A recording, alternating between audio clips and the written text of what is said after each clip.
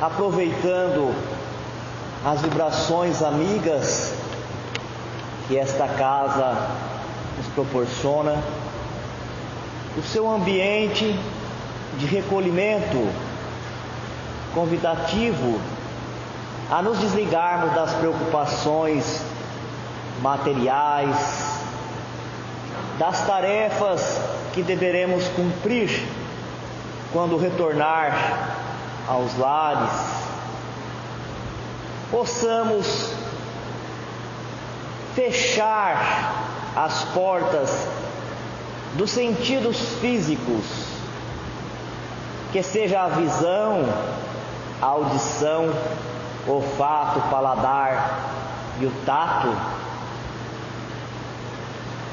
serviçais do Espírito encarnado para colher as informações no campo físico,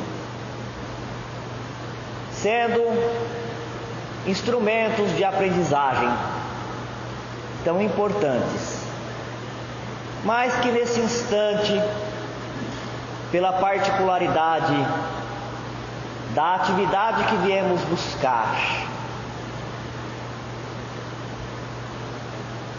lembremos de Jesus, quando nos ensinou a orar, dizendo: quando orardes, recolha-se na intimidade dos seus aposentos, cerre a porta e fale em segredo a Deus, e o Pai saberá ouvir em segredo, te responderá.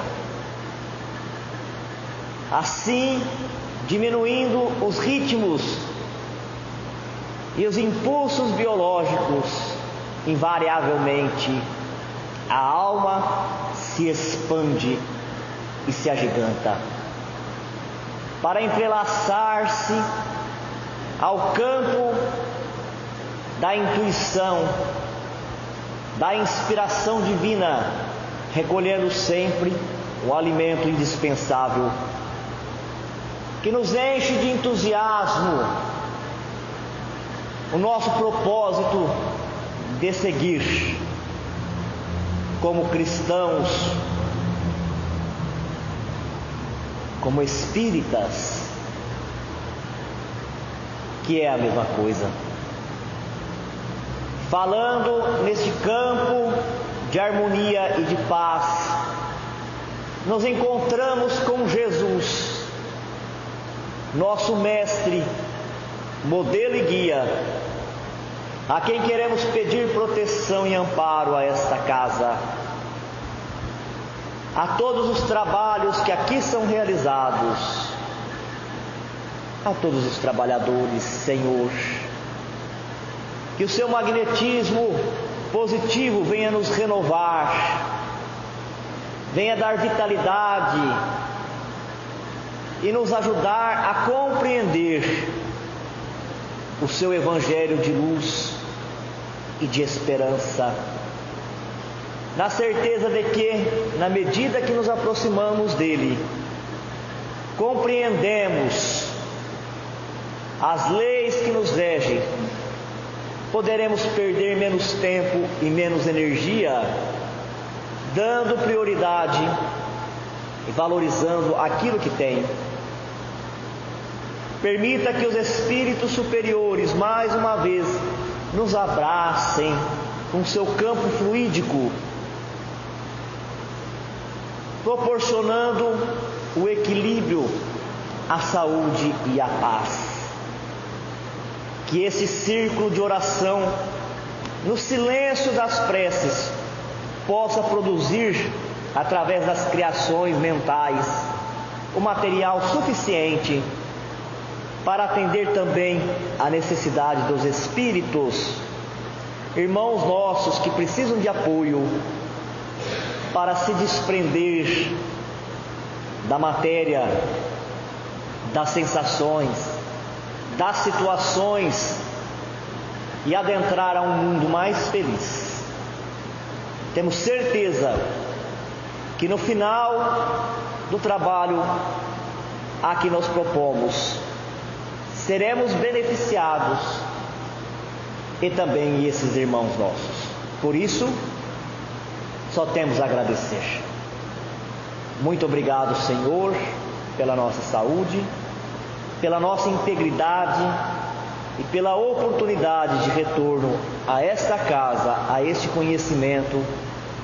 Nós queremos te agradecer, e a Deus pela perfeição da sua criação queremos louvar.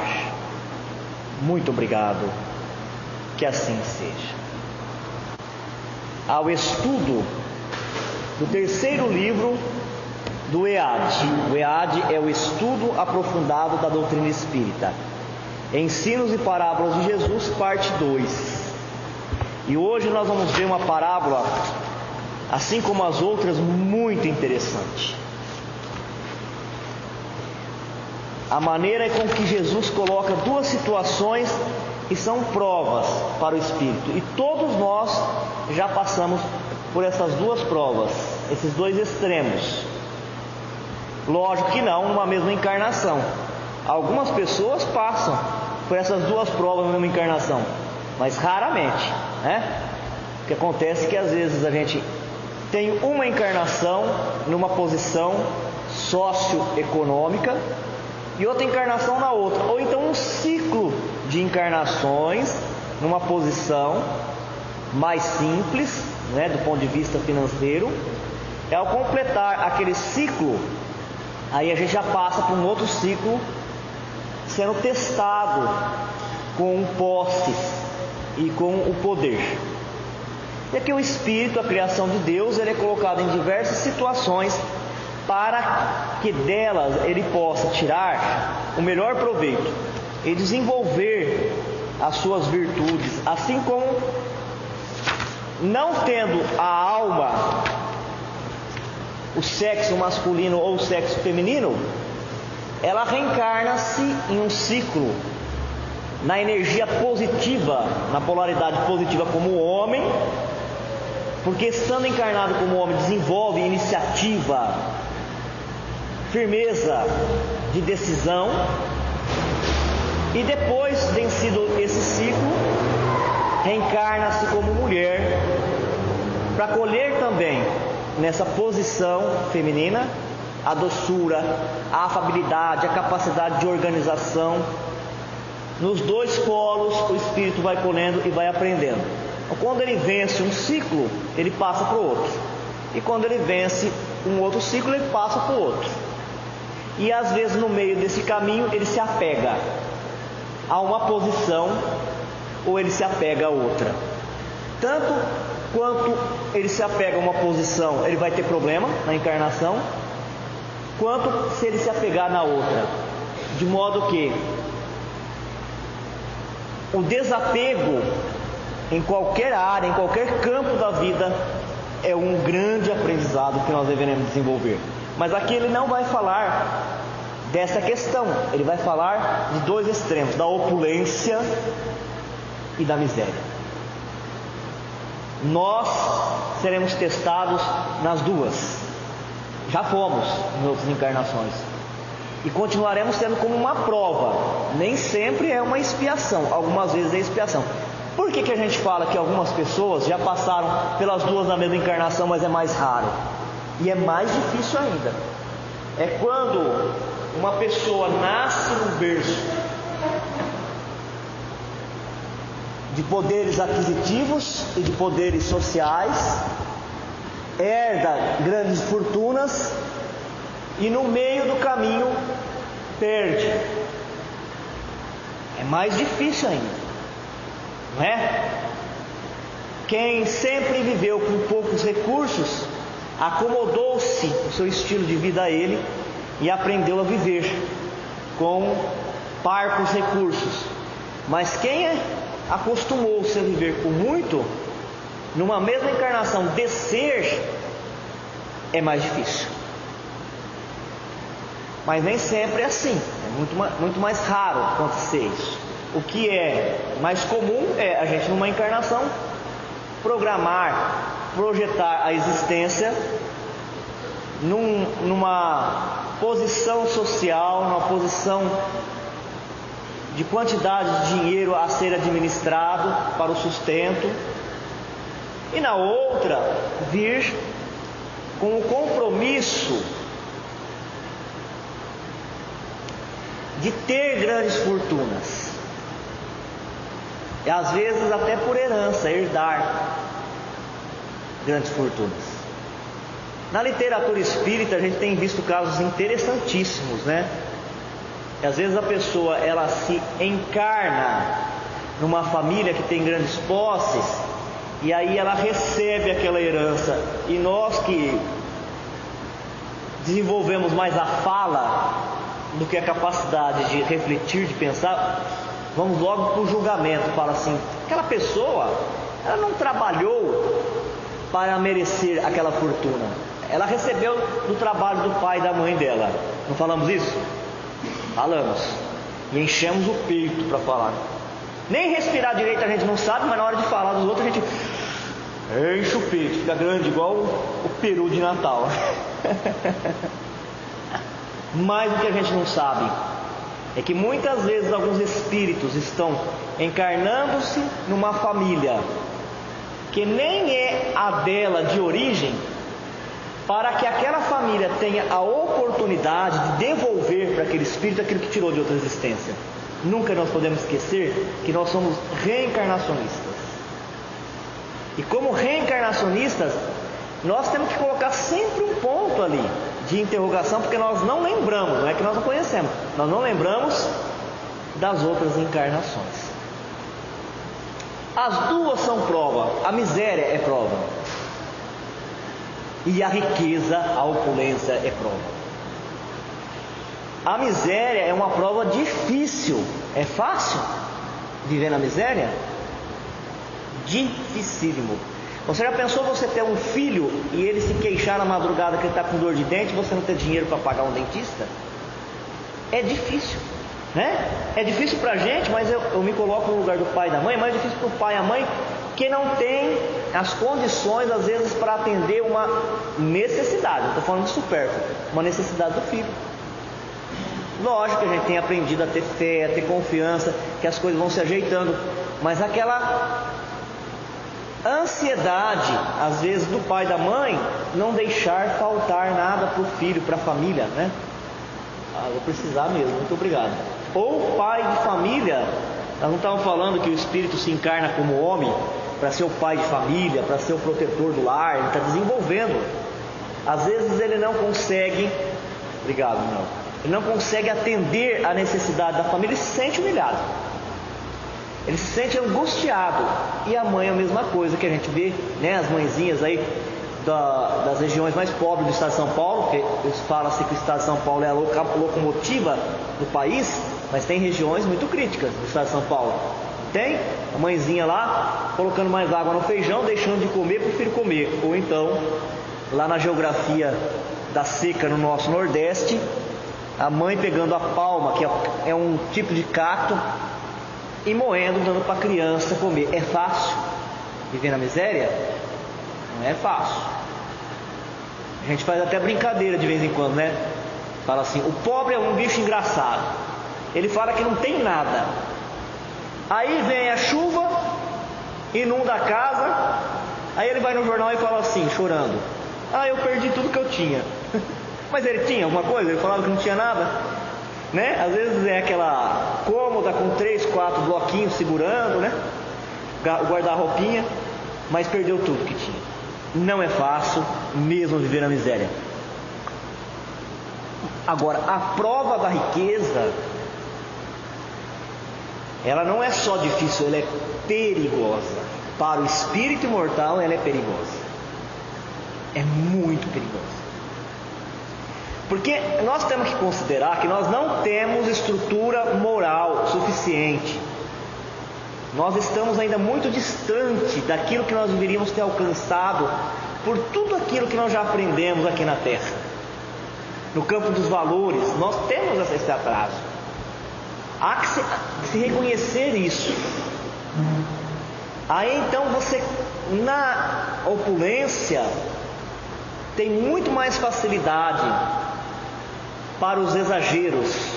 Não que nós, na pobreza ou na dificuldade, não tenhamos acesso a isso, mas na riqueza nós temos muito mais facilidade de exagerar na bebida, exagerar na comida e exagerar na sensualidade, né?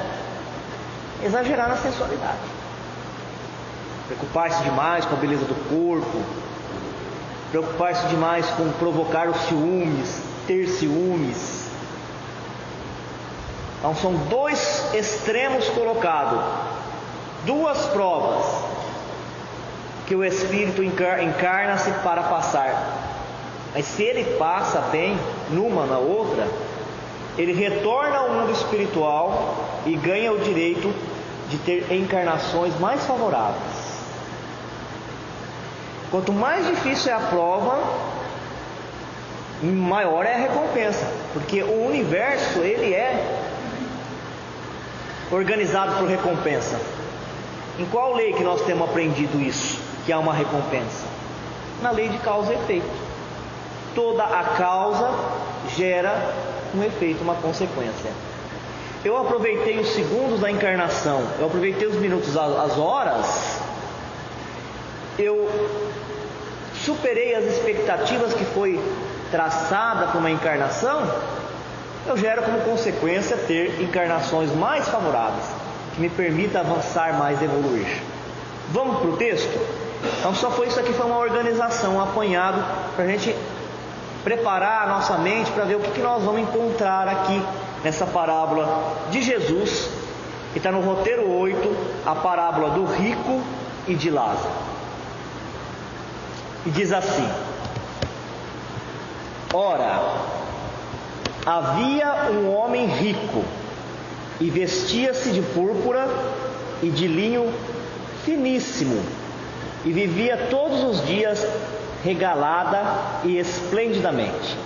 Havia também um certo mendigo, chamado Lázaro, que jazia cheio de chagas à porta daquele, e desejava alimentar-se com as migalhas que caíam da mesa do rico, e os próprios cães vinham lamber-lhe as chagas. E aconteceu que o mendigo morreu, e foi levado pelos anjos para o seio de Abraão, e morreu também o rico, e foi sepultado. E no Hades ergueu os olhos, estando em tormentos, e viu ao longe Abraão e Lázaro no seu seio. E chamando disse: Abraão, meu pai, tem misericórdia de mim, e manda Lázaro que molhe na água a ponta do seu dedo e me refresque a língua, porque eu estou atormentado nessa chama. Disse, porém, Abraão: Filho, lembra-te de que recebestes os teus bens em tua vida, e Lázaro somente males. E agora este é consolado, e tu atormentado. E além disso, está posto um grande abismo entre nós e vós, de sorte que os que quisessem passar daqui para vós não poderiam, nem tampouco os de lá passar para cá. E disse ele: Rogo-te, pois, ó Pai, que o mandes à casa de meu pai, pois tenho 5 irmãos, para que lhes dê testemunho, a fim de que não venham também para este lugar de tormento. Disse-lhe Abraão: Eles têm a Moisés e os profetas, ouçam-nos.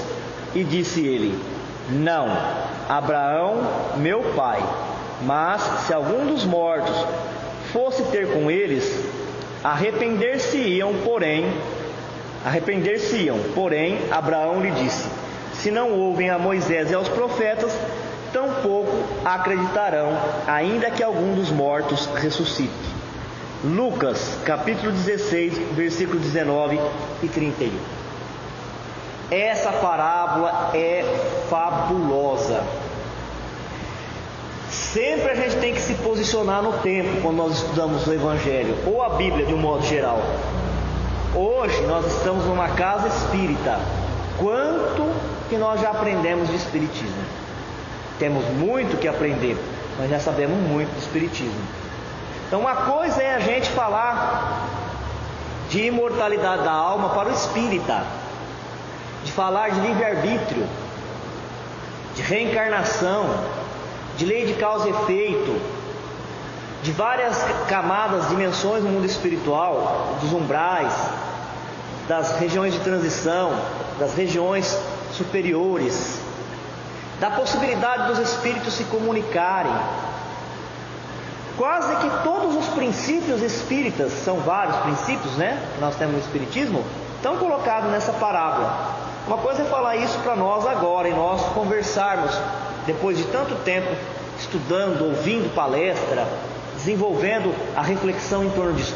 Mas Jesus estava falando com o povo hebreu, há 2017 anos atrás. Olha o que ele estava falando: que existia um homem muito rico. Ele vestia-se de linho, né, e púrpura, e se divertia, comia e bebia bem todos os dias. Aquelas mesas fartas, com bastante vinho, com bastante comida, com convidados luxuosos, com vestimentas luxuosas, com perfume. E também se situava na frente da casa dele, dessa mansão, no portão, um mendigo, que em outros livros, outras interpretações, a gente já ouviu que, com certeza, pela situação dele também colocada, ele deveria ter algum problema físico, de mobilidade. Se ele conseguiu chegar até o portão ou as escadarias dessa mansão, é porque alguém deve ter arrastado ele até ali e deixado ele por caridade, porque também sozinho ele não teria chegado ali. E este pobre, o Lázaro, o mendigo, ele tinha muita ferida no corpo, as vestimentas surradas, mal cheirosas, e ele se alimentava todo dia do que sobrava da mesa do rico. Alguém, deve ser os empregados, devia jogar ali para ele. E a visita que ele recebia era dos cães que vinham lamber as suas feridas. Perceberam que está colocado aqui duas posições sociais? E a luta continua, né? Até no dia de hoje tem duas classes sociais. Estamos divididos entre duas classes socioeconômicas: a miserável e a elite muito rica. E ela está colocada aqui nessa parábola, sem que Jesus faça julgamento negativo a nenhuma. Ele coloca que as duas situações são importantes, como a gente começou o nosso estudo. O espírito, ele é testado. Se é tudo tranquilo, se não tem nada diferente, ele está no mundo espiritual. Ele está no mundo espiritual, ele está entre os afins, entre aqueles que pensam igual a ele, entre aqueles que amam a ele, a família espiritual dele. Quando ele desce para a terra, nós estamos falando de descer por causa de vibração, né? Descer a frequência vibratória. Ele vem buscar o contraditório. Ele vem buscar o desafio, aquilo que vai movimentar os recursos que ele já adquiriu em outras existências, no campo da inteligência, do emocional e da espiritualidade, para avançar em vista a ter novas provas, novos desafios. Então Jesus não faz crítica, né? E também no Evangelho segundo o Espiritismo está bem colocado lá que essa questão do socialismo, como alguns defendem, para agora também não é possível. Por quê? Porque nós temos o espírito esforçado e nós temos o espírito preguiçoso. E eles dão até um exemplo que já foi colocado nesse estudo várias vezes. Se toda a riqueza do mundo fosse um bolo e fosse fatiado de forma igual, e fosse dada a cada um uma parcela igualzinha para todos, no próximo dia alguém já teria 2 fatias de bolo e alguém não teria uma fatia, porque o preguiçoso ia querer pagar para alguém fazer alguma coisa para ele, né? Aí ia dar a sua fatia para o outro fazer e ia ficar sem. Quer dizer que quando a gente vai evoluindo, a gente vai crescendo, nós vamos estagiando em esferas espirituais com menos necessidade materiais, desmaterializando-nos, e isso vai ser por consequência. Então aqui não é uma crítica, mas é uma advertência de que, seja numa posição ou na outra, existe propósito. Tem propósito. Se é lá na riqueza, a encarnação, a prova da riqueza ou da miséria, nas duas tem propósito. E o espírito deverá saber aproveitar todas. Veja o rico. Ele não precisava trabalhar, porque se todo dia ele se divertia, colocado na parábola, porque tinha muito dinheiro, muita posse e aqueles que o serviam. Mas na outra posição está essa camada de milhões de pessoas vivendo no mundo que não tem recurso para comer, como o mendigo Lázaro. Não tem, às vezes, o suficiente. Quantas refeições você faz por dia? Só pensa, precisa responder. Quantas vezes você se alimenta por dia? Tem gente que se alimenta uma vez só por dia, e muito mal. E tem gente que num dia não consegue nenhuma refeição. O Lázaro comia o resto que sobrava daquela mansão. Quantos moradores de rua não reviram lixo para comer? E às vezes ainda acabam se alimentando de restos de cirúrgicos. Quantas vezes que os jornais já não mostrou isso, né? Quando não se tem o cuidado, hoje já é mais difícil, porque as leis ambientais exigem que os hospitais, clínicas, farmácias depositem seu lixo num recipiente apropriado e pague uma empresa com certificação ambiental para recolher. Mas antes reviravam o lixo e acabavam achando pedaços até de ser humano retirado por cirurgia, acabavam comendo. E acesso, se os cães vinham lamber a ferida, é porque também não tinha acesso a medicamento. Quantos homens e mulheres não estão agora gemendo de dor na porta de hospitais? Cidade pequena a gente não vê isso, mas cidade grande a gente vê. Mesmo se eu não sair daqui, eu vejo pelos telejornais. Quantos não estão gemendo, chorando e morrendo agora nas portas dos hospitais e nos leitos? É o rico que está morrendo ali no corredor do hospital? Não é. Na porta do hospital? Não é. Então essa parábola ela vai pontuando, mas não está fazendo ninguém de vítima, de coitadinho. Ela vai pontuando, vai pontuando. Aí fala que um dia o mendigo Lázaro, ele morreu, ele desencarnou. Olha que detalhe rico nessa parábola que Jesus coloca. O Lázaro morre e ele vem, os anjos descem, os anjos descem e busca a alma de Lázaro e leva para o alto. Veja isso. E também morre o rico. Ah, que novidade, hein? Rico também morre. Morre o rico. O problema aqui não é ser rico, o problema é ser o mau rico. Que a parábola não é do rico do Lázaro, é do mau rico e do Lázaro. E quando morre o rico, o que acontece com ele segundo a parábola? Os anjos descem e vêm buscar o mau rico? Quem lembra desse versículo? Que ele fala assim, Jesus. E morre também o rico, o mau rico. O que acontece com ele? Ele é sepultado.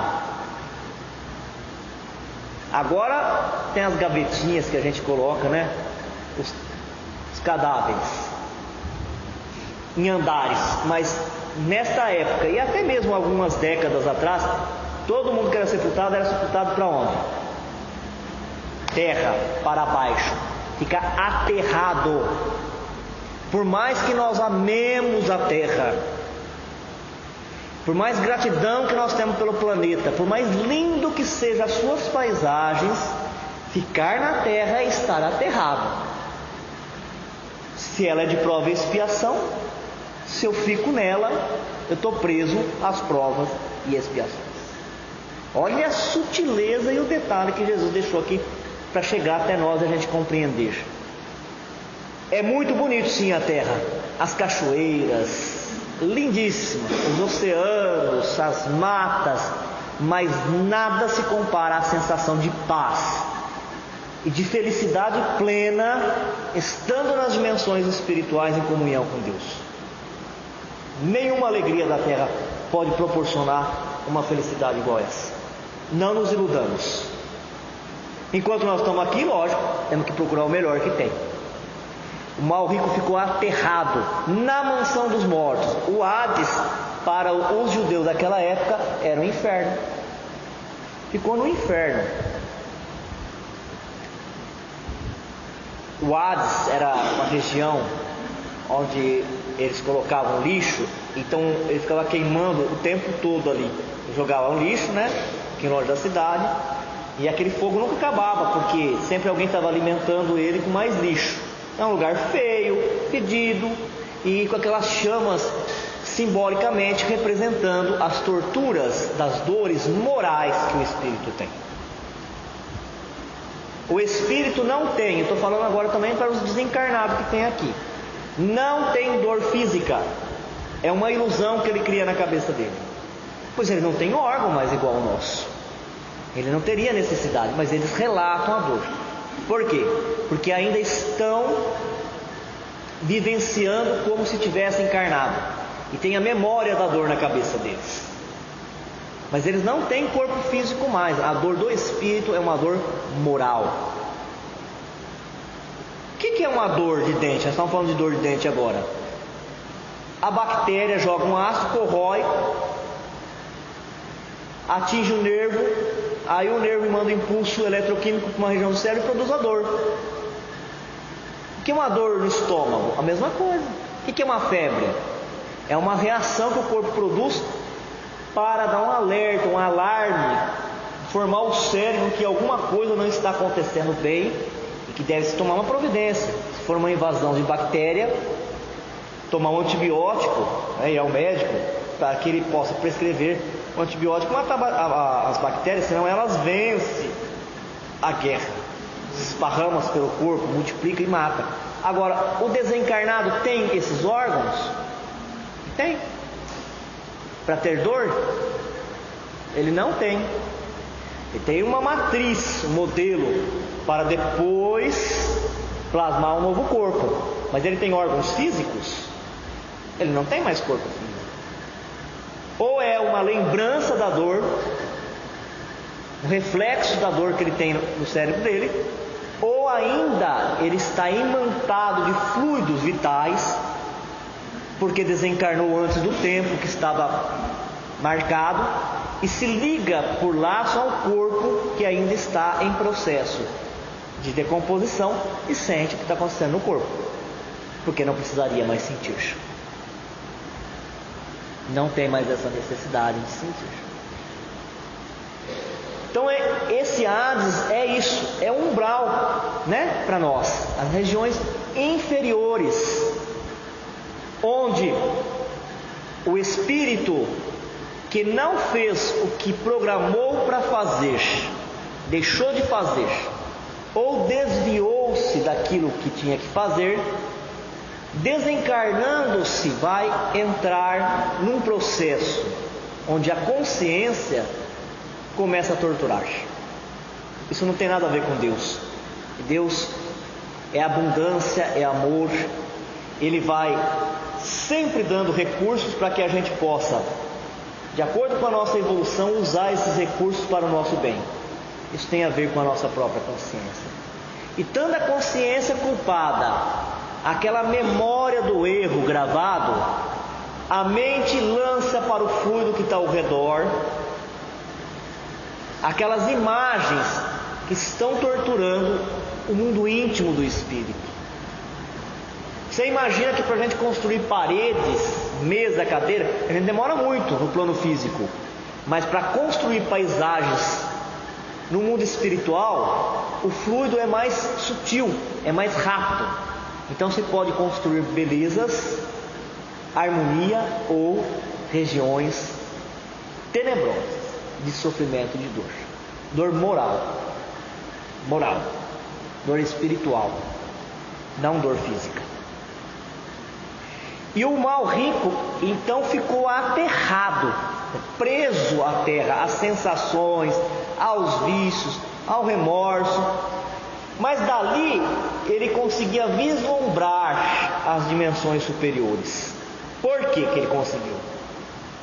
Porque ele era um mal rico no sentido de estar ligado à materialidade e não se preocupar com os que estão sofrendo ao seu redor.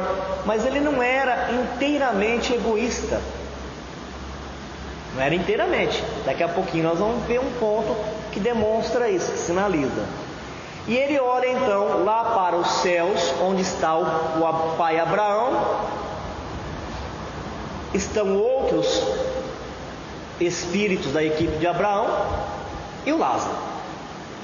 Lá de baixo, das dimensões mais baixas, das regiões trevosas, ele consegue olhar aqueles que estão numa dimensão superior, numa frequência mais alta. E por que colocado Abraão? Porque Abraão é o pai das religiões, principalmente do monoteísmo. Abraão foi o patriarca, começo de tudo. E ele diz assim para o pai Abraão: Pai Abraão, por favor, permita que o Lázaro molhe a ponta do seu dedo com água e venha me refrescar. Nesse momento, há uma grande modificação na consciência do mal rico. Porque mesmo estando numa região trevosa, ele reconhece que ele está numa situação espiritual inferior ao mendigo. Só por isso já é sofrimento, né? Porque já bate, espanca a vaidade, espanca o orgulho. Aquele homem que eu passava, nem passava perto, que ficava lá, paralítico, cheio de feridas, sendo lambido pelos cães, comendo o resto, está numa situação superior à minha. Isso já é um espancamento da vaidade, do orgulho. Mas ele reconhece que ele precisa de ajuda. É o começo da humildade. Porque há muitos que nem isso conseguiram ainda. Se endurece tanto que acha que não precisa de ajuda de ninguém. E ele se reconhece e pede. Qual é a resposta do pai Abraão? O pai Abraão não dá as costas para ele. Deus não dá as costas aos seus filhos. A espiritualidade maior não dá as costas aos seus filhos. Mas ele responde: eu não posso. Tem um abismo entre nós e você. Existe algum abismo entre nós e os espíritos superiores? Eles estão afastados da gente? Não. A misericórdia de Deus é isso, é permitir que a gente se reencarne para poder dar continuidade ao trabalho que nós fizemos, através do amor, cobrir o mal que fizemos e a ajuda dos bons espíritos. Qual é esse abismo que tem entre o Lázaro, que estava ao lado do pai Abraão, e o mal rico que estava nas regiões, nas zonas espirituais inferiores? O abismo do merecimento, o abismo da preparação, porque para você estar numa dimensão superior, você tem que estar preparado. Eu me lembro sempre daquela passagem que lá na cidade onde estava André Luiz, e naquele lugar, naquela instituição onde estava, naquele lugar, tinha uma barreira, um campo, né, magnético, e atrás daquela cerca, daquele alambrado, vamos dizer assim, estava uma mulher chorando, atormentada, porque ela queria adentrar. E a gente tem que lembrar que o nosso lar, por mais evoluído que seja, assim, por mais bonito que seja, ele está numa região limite, transitória, uma região umbralina. Para dentro da instituição, a paz, a harmonia, a luz daqueles que oram, daqueles que buscam viver em harmonia, em sintonia com as leis divinas. Mas fora das barreiras protetoras é um umbral, lugar perigoso, espíritos agressivos. E o André Luiz, de lá onde ele está, ele vê aquela mulher desesperada, querendo adentrar. E aí ele pede para o instrutor que está do lado dele: por que não deixa aquela mulher adentrar? Desde o dia que eu entrei aqui, eu ouço falar de caridade. Vai deixar aquela mulher aflita, desesperada, do lado de fora? Aí o instrutor disse assim: André Luiz, é necessário aprofundar a visão das coisas. Antes da gente sair falando, e serve para nós também, falando, precisa aprofundar, mergulhar em águas mais profundas, sair da superfície. A superfície é aquilo que a gente fala de forma leviana, sem compromisso, de forma impulsiva, mesmo bem intencionado. E aí ele põe a mão na testa do André Luiz. No livro não fala assim, viu, Valdir? Testa, mas bonitinho, fala assim: coloca a destra sobre a fronte. Mas é a mesma coisa, coloca a mão direita na testa dele e dá aquele impulso magnético, e o André Luiz começa a enxergar o perispírito da mulher com 50 pontos escuros. Ela havia sido, aqui na Terra, nessa encarnação última dela, uma profissional da saúde que tinha ajudado a abortar 50 crianças. É triste? É, mas é pior do que a gente imagina, porque 50 abortos é 50 impedimentos de uma lei que é a reencarnação. São 50 espíritos que ganharam o direito de reencarnar e alguém aqui interceptou, bloqueou. Aí ele diz assim: mesmo que nós quiséssemos trazer essa mulher para cá agora, ela não teria nenhum aproveitamento, porque ela acha que ela está certa ainda. Quer ver? Vamos conversar com ela. E começou a conversar com ela. Agora o problema não era mais o crime que ela tinha cometido, porque se combate o crime, não o criminoso. Quer-se corrigir o vício, não eliminar a pessoa que tem, porque Deus, quando nos criou, já sabia que nós íamos passar por esses erros. Mas ela achava que ela estava certa. Ela falava: abrem aí, miseráveis, abre, eu tenho o direito de adentrar os céus que me foi prometido, porque filiado numa igreja, eu fazia tudo que eles me pediam, pagava o dízimo, dobrado o dízimo, pagava mais ainda, e foi-me garantido um lugar, uma casa aqui nos céus. Eu tenho direito, me deixam entrar. Imagina uma criatura dessa, o que ela ia fazer no ambiente? Ela ia perturbar tudo aquilo lá. Então para ela tinha dois caminhos: desgastar-se essa ilusão, e geralmente se desgasta no impacto do sofrimento, das emoções de sofrimento, minar essa energia pesada e começar a enxergar, depois de limpar essa substância escura da mente, recebendo a luz da presença de Deus, enxergar melhor as coisas, se arrepender. Aí ela poderia ser conduzida ao interno daquela instituição, porque aí então ela ia estar permeável, quer dizer, o campo aberto para ouvir os ensinamentos e entender que, por mais dificuldade que se tenha, é necessário treinar, começar a fazer aquilo que é o certo. Ou outro caminho para ela é a reencarnação. Este é o abismo. Não a falta do auxílio, não a ausência dos espíritos que estão sempre conosco, mesmo nas regiões umbralinas, mas esse abismo que tinha entre o mal rico e Lázaro, o mal rico e Abraão. E aí o Abraão fala, aí o rico fala assim: então, pelo menos permita que Lázaro volte à minha casa, porque lá eu deixei 5 irmãos, né? Aí o pai Abraão fala: olha, para o rico, você teve tudo na sua vida, tudo você teve já lá na terra, todas as facilidades, e o Lázaro não teve nada. Por isso essa diferença de posições. Mas não é porque o Lázaro não tinha nada que ele estava numa região superior. Porque se fosse assim, era só reencarnar aqui, sofrer um monte, que aí já era garantia que a gente ia ser acolhido nas cidades mais avançadas. É porque o Lázaro, ou essa camada social que vem passar pela prova da miséria, não tem às vezes comida suficiente para um dia, nem para si e nem para sua família, não tem vestimenta suficiente, passa frio, passa calor, não tem recurso médico, sofre nas filas de hospitais, sofre nos corredores dos hospitais, morre à míngua. Mas quando passar por essa prova e suportar sem lamentação, ai meu Deus, e aí? Agora a porta ficou mais estreita.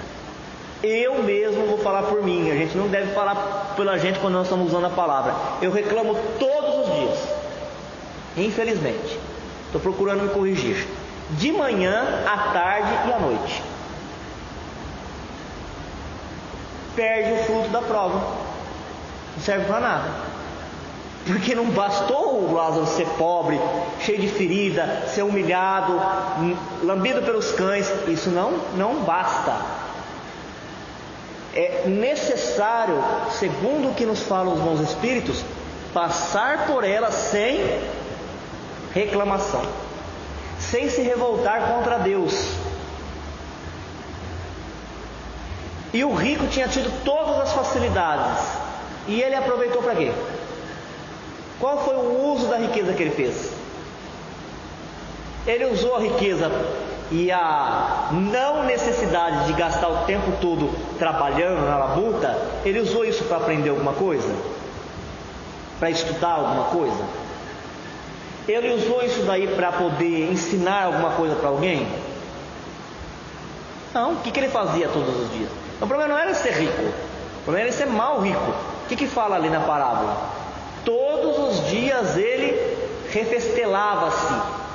Palavra difícil, né? Não sei nem conseguir falar.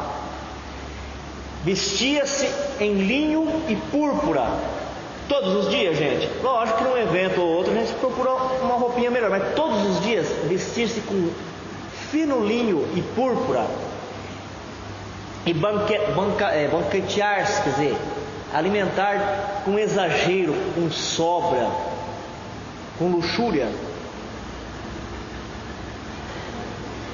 E aí quando ele pede assim, então permita que o Lázaro vá à casa do meu pai, porque lá ficaram 5 irmãos, a gente percebe que ele não era totalmente egoísta, e ele não pensava só nele, embora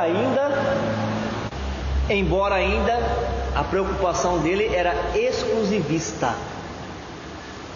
Na primeira aula que nós tivemos no estudo que a gente começou agora na terça-feira, Introdução à Doutrina Espírita, da Teresinha de Oliveira, ela ensina a fazer uma irradiação para o próximo, a vibração, como a gente chamava. E a primeira coisa que ela fala é isso: na hora que orar, ora pelos outros. Porque quando você ora pelos outros, você puxa, vou falar assim bem no popular, você puxa uma quantidade enorme de energia que passa por você para depois ser redirecionada. Se você pensa só num, que é você, menos energia. Pensa só no núcleo familiar, menos energia. Então quem ora para todos movimenta uma potência energética muito maior. Esse aprendizado, né? Sair do exclusivismo, da concha de egoísmo. É para mim, é para o meu filho, é para mim, é para o meu esposo, é para mim, é para minha esposa, é para minha mulher. Ninguém está falando de negligenciar também, porque se você sair fazendo caridade, né? Você sair entregando cesta básica, pães, alimentos, e deixar o seu marido lá, ou a sua mulher, ou o seu filho desprovido de atenção, também não resolve nada. Nós estamos falando do pensamento, do sentimento. Se eu não sou capaz de vibrar, de me alegrar quando um filho de alguém passa numa faculdade, mesmo que ele não seja meu filho, tem algum, né, seja bem sucedido em alguma coisa, arrume um serviço, compra um carro novo. Se eu não tenho essa capacidade, eu ainda estou vivendo numa concha de egoísmo. Porque a primeira coisa que muitos falam para a gente quando a gente vai fazer algum negócio, alguma coisa, é: e eu? Que parte que eu levo disso? Pela fala da pessoa, ela denuncia já qual é o estado evolutivo dela no campo do orgulho e do egoísmo. Porque aquele que está preocupado com todos, pode ter certeza, ele não vai ficar desamparado. Nunca. Quem caminhou pare a pare com a providência divina, nunca faltou o que é necessário. Não supérfluo, mas o que é necessário. Então aqui mostra que ele já tem um sentimento pequenininho, pelos irmãos pelo menos.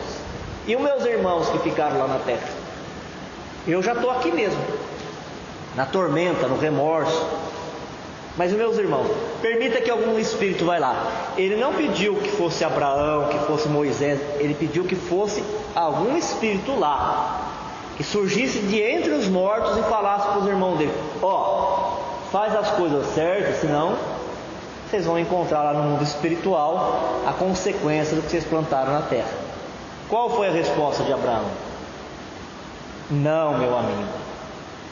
Os seus irmãos, assim como você, tinha Moisés e os profetas. Moisés é um espírito extremamente evoluído, e vocês não deram bola. Seria a mesma coisa para nós aqui, né?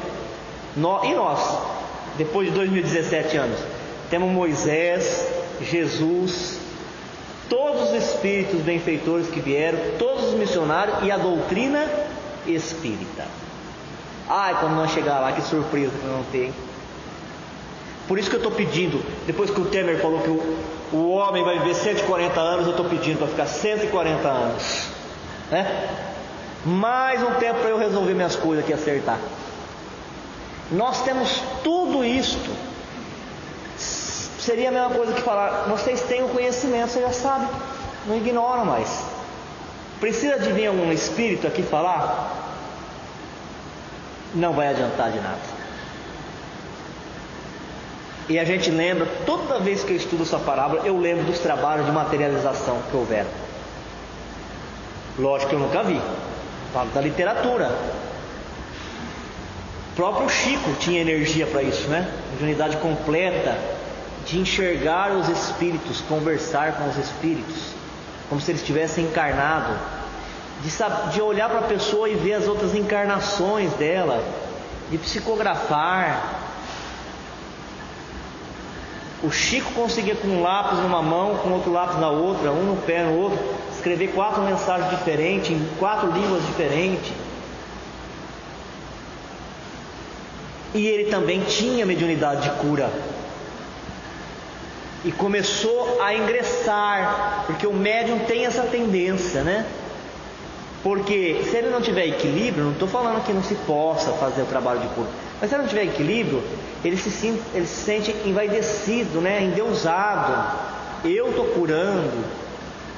E quando ele ia dar passe, ele era muito jovem, se materializava, caía as pétalas de flor sobre a cabeça das pessoas. Perfume onde ele passava, nos trabalhos que ele realizava, e os espíritos se materializavam. E um dia o Emmanuel, isso está na biografia do Chico, dá um ultimato para ele. Já tinha falado várias vezes: Chico, se você seguir por esse campo, eu vou deixar você e vou escolher outro médium, porque eu tenho um compromisso com o Evangelho de Jesus. O compromisso da minha mediunidade contigo é de trazer para a terra o entendimento do Evangelho de Jesus, assim como ele queria que ficasse quando ele veio aqui trazer a mensagem, e depois foi desviado. Não é outra. Porque Emmanuel, como qualquer espírito evoluído, sabe que se você curar o espírito, o corpo está curado. Mas se você curar o corpo físico e o espírito não estiver curado, a mente que projeta os fluidos negativos desorganiza tudo e gera doença. Cuidar da causa, não paliativo para o efeito, porque para isso já existe a medicina na Terra. E o Chico desobedecendo, aí Chega então Emmanuel, e para dar uma conotação de mais seriedade, ele veio vestindo o corpo perispiritual de quando ele foi senador romano, e disse: hoje eu vim dizer para você, se você não andar na linha que eu quero, eu vou te abandonar. E o Chico, que não é nada bobo, abandonou os fenômenos materiais e andou na linha, porque não podia perder o Emmanuel.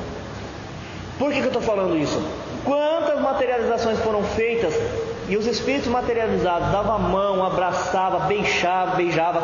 Eles pegavam um recipiente, derretia parafina, e o espírito materializado colocava a mão, deixava aquela luva de parafina, a perna.